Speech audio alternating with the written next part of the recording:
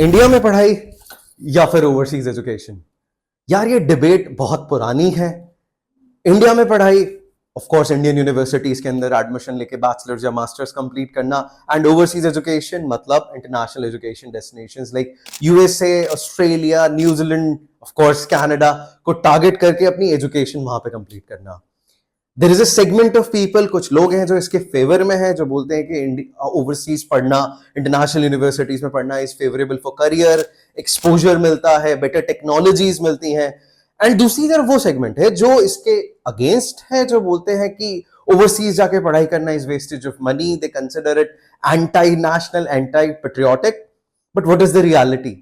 Reality is that ये एक individual decision है which should not be based on emotions, it should be based on data, research, and उसके basis पे you should decide whether आपको India में रहना चाहिए या ओवरसीज जाके पढ़ाई करनी चाहिए।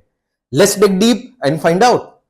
So let's start with Indian education. यार देखो, ये बोलना गलत होगा कि इंडिया के अंदर अच्छी यूनिवर्सिटीज या स्कूल्स अवेलेबल नहीं है। We have the best of schools in the world. We have IITs, IIMs, NIDs, and उसके अलावा भी बहुत सारे इंस्टीट्यूशंस हैं जो वर्ल्ड की रैंकिंग में बहुत आगे आते हैं। And these universities have consistently developed, groomed and given us scientist, developers and people from various segments, जो कि आज की तारीख में इंडियन इकोनॉमी को आगे बढ़ाने में बहुत बड़ा पार्ट प्ले करते हैं। तो अगर इंडिया में इतने अच्छे ऑप्शंस अवेलेबल है तो बच्चे बाहर जाके पढ़ने के बारे में क्यों सोचते हैं? Two school of thoughts. Point number 1, उन्हें लगता है कि बाहर की यूनिवर्सिटीज बहुत अच्छी हैं, हमें एक्सपोजर मिलेगा जिसकी वजह से वो बाहर पढ़ना चाहते हैं। दूसरा, इंडिया की top ranking universities, IITs, IIM के एडमिशन की प्रोसेस बहुत ज्यादा रिगरस और कॉम्पिटिटिव है। आईआईटी का एग्जांपल लेते हैं। आईआईटी की एडमिशन प्रोसेस बहुत ज्यादा कॉम्पिटिटिव है। जेडब्ल्यू मेंस के एग्जाम के अंदर लाखों बच्चे अपीयर करते हैं और उसका एक्सेप्टेंस रेट है 1%। आईआईटी क्यों? बाकी एग्जामिनेशंस की अगर हम बात करते हैं, मेडिकल की एग्जामिनेशन के लिए NEET, CA, CAT, XAT, MAT और भी जो कॉम्पिटिटिव एग्जामिनेशंस हैं, ये एग्जामिनेशंस बहुत ज्यादा चैलेंजिंग है और इनके एडमिशंस रेट बहुत ज्यादा कम है, जिसकी वजह से बहुत सारे बच्चों को लगता है कि इसके अंदर एडमिशन लेना बहुत ज्यादा डिफिकल्ट होगा। And a lot of them think about studying overseas. इन एग्जामिनेशंस के एक्सेप्टेंस रेट हमने नीचे कैप्शन में मेंशन किए हैं। So let's start with the pros of studying in India. यार देखो, सबसे बड़ा प्रो आने वाला है लोअर कॉस्ट ऑफ ट्यूशन।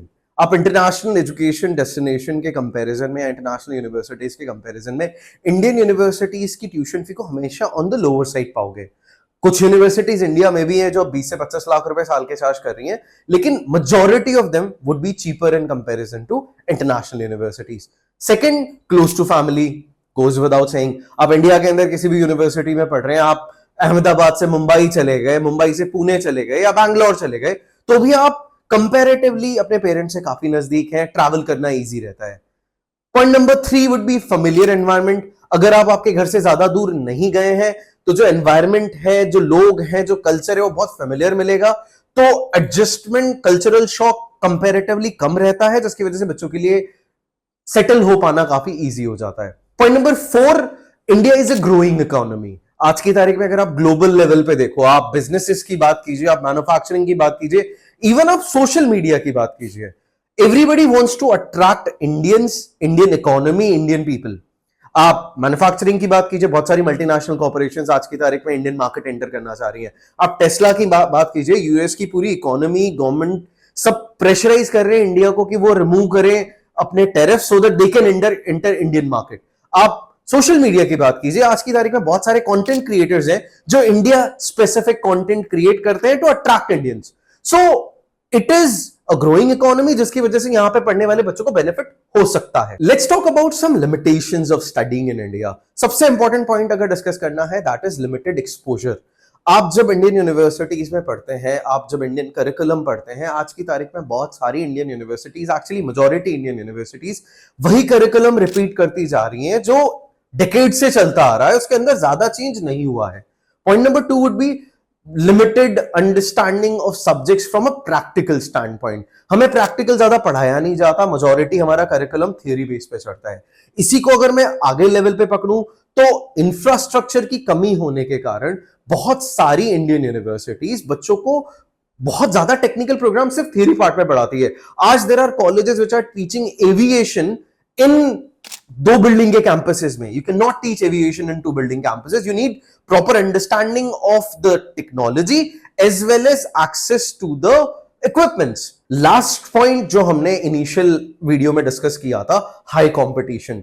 हमारी जो टॉप रैंकिंग यूनिवर्सिटीज हैं उनमें बहुत सारे बच्चे एप्लीकेशंस डालते हैं, बहुत सारे बच्चे from India and outside applications डालते हैं, जिसकी वजह से to get an admission is very difficult.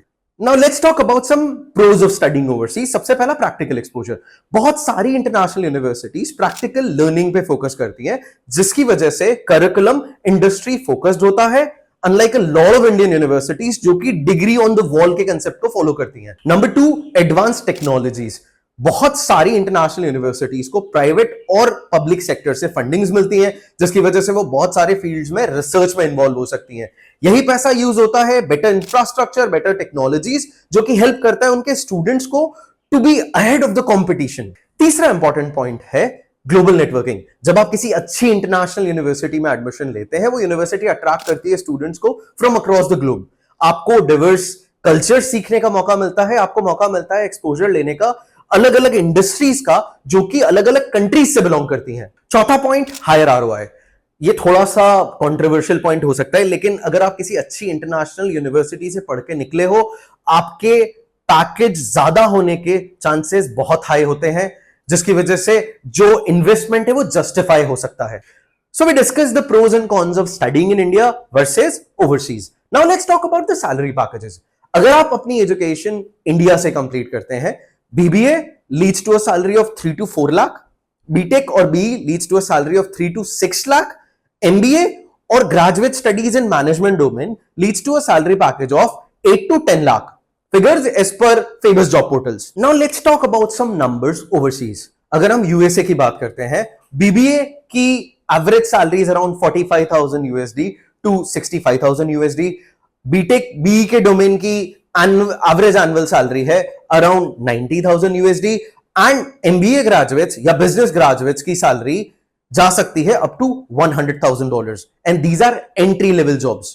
अगर हम यूके ग्रेजुएट्स की बात करें, BBA की सैलरी है around 45,000 pounds, BTech BE graduates की सैलरी है around 50,000 pounds and MBA graduates की सैलरी है around 70,000 pounds average annual salary. Canada, Australia, New Zealand जो पैकेजेस हैं ये थोड़े सिमिलर लेवल पे ही चल रहे हैं। अब बहुत सारे नॉलेजेबल लोग मुझे बोलेंगे कि please understand the concept of PPP, purchase power parity. इससे पहले कि कोई मुझ पे गुस्सा करे, we understand the concept of purchase power parity. अगर आप यूएसए के अंडर $100,000 कमाते हैं तो आपको इंडिया में कितना कमाना पड़ेगा to match the similar lifestyle. अगर आप टियर 1 सिटीज में रहते हैं, मुंबई, दिल्ली, तो आपको कमाना पड़ेगा अराउंड 30 to 35 लाख रुपीस। अगर आप टियर 2 सिटीज में रहते हैं, पुणे, हैदराबाद, अहमदाबाद, तो आपको कमाना पड़ेगा 20 से 25 लाख रुपए। और अगर आप छोटे शहरों में रहते हैं तो आप एक सिमिलर लाइफस्टाइल जी सकते हैं 15 से 20 लाख रुपए में। अगर आप इंडिया में अपनी एजुकेशन के थ्रू इतना पैकेज कमा सकते हैं, yes, Indian education is worth it. अगर आपके पास फाइनेंशियल मसल है, आप फाइनेंशियली अफोर्ड कर सकते हैं बाहर पढ़ने जाना, तो studying overseas is also worth it. So going back to the controversial question of should you study in India या आपको बाहर जाना चाहिए अपनी पढ़ाई खत्म करने के लिए, देखो, this has to be a individual decision and this decision should not be based on emotions. इसमें data, figures और research involved होनी चाहिए। आज सोशल मीडिया, न्यूज चैनल्स पे बहुत सारा कंटेंट अवेलेबल है जो बोलता है studying overseas is bad, reverse immigration का आपको बहुत सारा कंटेंट मिल जाएगा, लेकिन क्या ये सब कुछ सही है? या फिर क्या वो एजेंट सही है जो बोलते हैं कि going overseas is all good good good? नहीं, it has to be based on reality and facts. Not all the students are wrong, not all the agents are bad. आप जब भी अपना डिसीजन लें उसे डेटा ड्रिवन रखें। देखो, India में ऐसे बहुत सारे लोग हैं जिन्होंने इंडियन यूनिवर्सिटी से पढ़ाई खत्म की and they became very successful in their career and overseas as well. And ऐसे लोग भी अवेलेबल हैं जिन्होंने अपनी एजुकेशन के किसी ना किसी स्टेज पे जाके ओवरसीज यूनिवर्सिटीज में एक्सपोजर लिया, एजुकेशन लिया। एग्जांपल बेस पे अनुपम मित्तल, अमन गुप्ता, जिन्होंने इंडिया में बहुत बड़ी बड़ी कंपनीज खड़ी की हैं। तो बाहर जाना पढ़ना या इंडिया में रह के पढ़ना, it is important to study in a good university और अ स्कूल. इंडिया में इन यूनिवर्सिटीज में एडमिशन डिफिकल्ट है because the sheer number of applications, and overseas में भी डिफिकल्ट है, but the accessibility is more. There are higher chances आप वहां एक्सेप्ट हो पाएंगे.